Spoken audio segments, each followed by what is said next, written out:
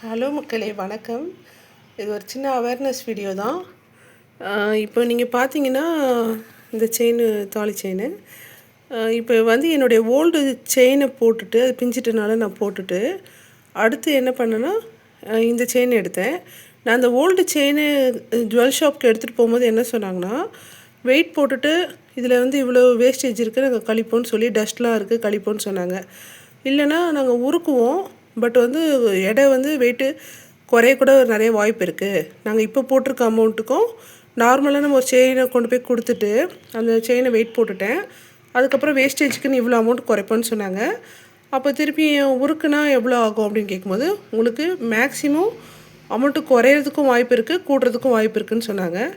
அப்புறம் நான் என்ன பண்ணேன்னா, சரி பரவாயில்ல, நம்ம அமௌண்ட்டு நம்ம கைக்கு வந்தால் போதும் அப்படின்னு சொல்லிவிட்டு கொஞ்சம் டஸ்ட்டை க்ளீன் பண்ணிவிட்டு அதுக்கப்புறம் திருப்பியும் நான் வெயிட் போட்டு செக் பண்ணும்போது அவங்க போட்ட வேஸ்டேஜை விட எனக்கு வேஸ்டேஜ் அதிகமாக தான் இருந்துச்சு. டஸ்ட்டை க்ளீன் பண்ணும்போது வேஸ்டேஜ் கம்மியாக போச்சு.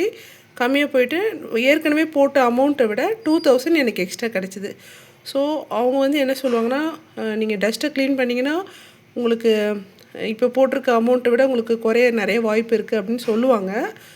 ஆனால் நீங்கள் உங்கள் பணம் போதுன்ட்டு கரெக்டாக டஸ்ட்டை க்ளீன் பண்ணிவிட்டு நீங்கள் வெயிட் போட்டிங்கன்னா கண்டிப்பாக உங்களுக்கு எக்ஸ்ட்ரா தான் அமௌண்ட் கிடைக்கும்னு நான் நினைக்கிறேன்.